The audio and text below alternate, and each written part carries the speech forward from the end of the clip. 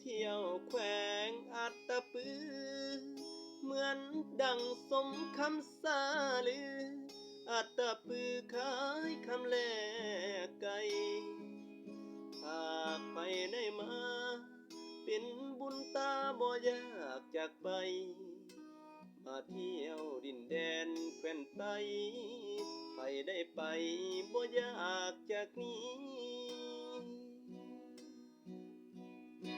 ผู้หลวงเคียงคู่กับผู้สะพองเปรียบดังแม่น้ำเสกอง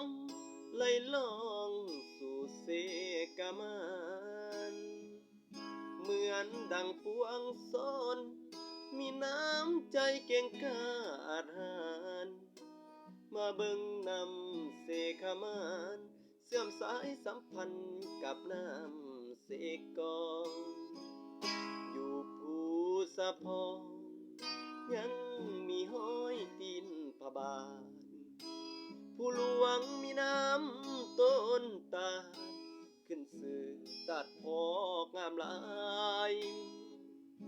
หากไผใดมาลิ้นตัดหญ้าน้ำเย็นสบายอัตตาปือป่าน้องฟ้าน้ำใสแล้วก็ไปกราบยะองค์แสนขอเชิญทุกท่านให้มาเที่ยวชมดินแดนแห่งความอุดมได้สมแล้วมีแห่งใจเสิร์นเสิร์นมาเสิร์นมาขายคำแลกไก่สมคำบูหันก้าวไว้ขายคำแลกไก่อัตตปืออย่า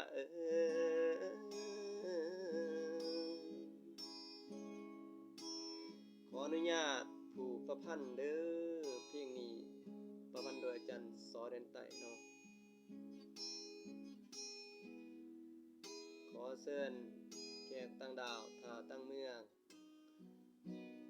มาเที่ยวมาชมแขวงอัตตปือของพวกเฮาได้เด้อมีหลากหลายแหล่งท่องเที่ยวบ่ว่าจะเป็นแหล่งท่องเที่ยวทางวัฒนธรรมทางธรรมศาสตร์แล้วก็ทางประวัติศาสตร์เนาะยินดีต้อนรับเด้อ